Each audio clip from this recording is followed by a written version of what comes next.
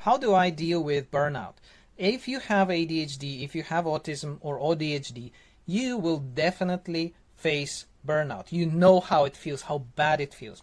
So in my case, I also experienced it. I've always had it since I was a kid until now, and only recently I started to finally understand it. And there are basically several things that help me, and this is what they are. So number one is you need to understand that it's okay. You are not broken, you're not weird, you're not kind of disabled.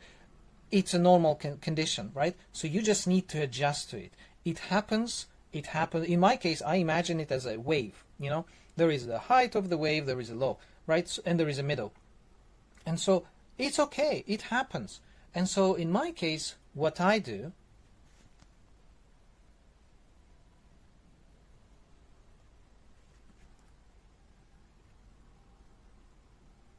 So point number two is that it's real. What do I mean by that? It's not just in your head.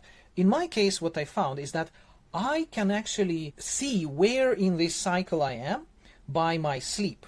How long I need to sleep, how much I sleep, and how I feel after I sleep. And so in my case, when I'm on the height of this wave, I don't sleep much. I can sleep like 7.5 hours. I feel great. I feel like power all day, right? Yeah, let's go. Then, when I'm on the low of that, I sleep 9 and more hours a day, and I still feel like maybe that's not enough.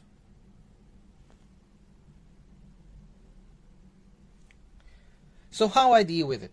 I have what I call padding in my schedule. So basically, make sure that your schedule is free enough to accommodate your worst times, not your best times. So if, let's say, I say, okay, and you know, we love routines, right? So maybe you have a schedule. And so in my case, having a schedule really helps. And so how I design my schedule is to, let's say, in the evening, I have my work finishing time, right? So then I know that I will go home, eat, and sleep. And sometimes, yes, I don't want to sleep, but I need to have it in the schedule to be able to sleep. Same thing works in the morning. I don't schedule things early in the morning because I know that I need to sleep. Sometimes I wake up at 5 a.m., sometimes I wake up at 6, sometimes 6:20. So it's okay to change it as long as you don't have it in your schedule burnt in that you must get up early or you must go to bed late. If you can do that, then a lot of your problems will go away. And one more, again, it has to do with sleep. In my case, sleep is the defining factor. Because if I can't sleep, then I feel like poo-poo, you know, very, very bad.